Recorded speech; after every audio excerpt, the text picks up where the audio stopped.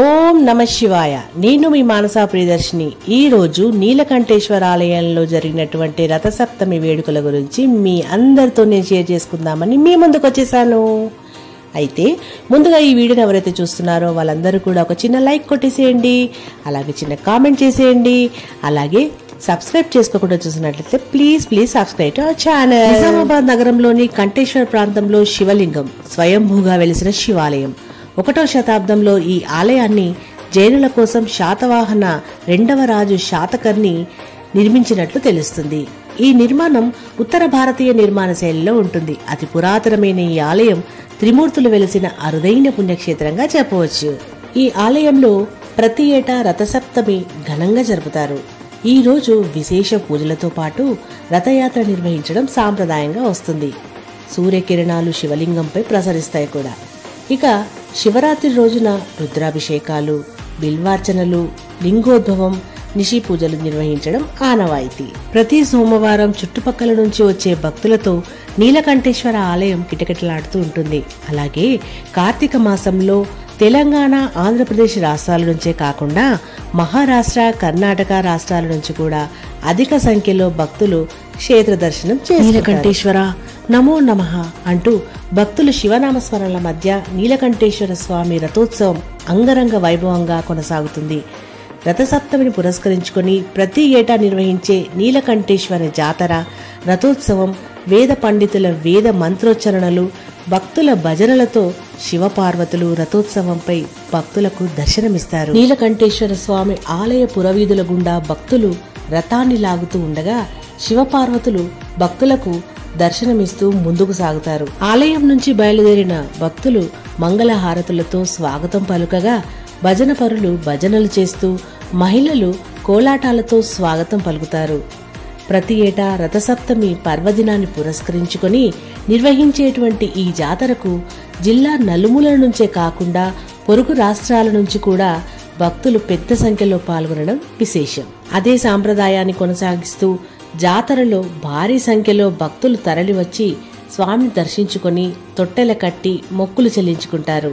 60 లక్షలతో తయారు చేయించిన కొత్త రథంపై ఆలయ పురవీధుల గుండా ఊరేగడం ప్రత్యేకంగా నిలుస్తుంది. భక్తుల కొత్త రథంపై స్వామిని దర్శించుకొని పరవశించిపోతారు. మరి ఈ విధంగా ఉంటుంది నీలకంఠేశ్వర స్వామి ఆలయంలో ఉన్నటువంటి రథసప్తమి వేడుకలు.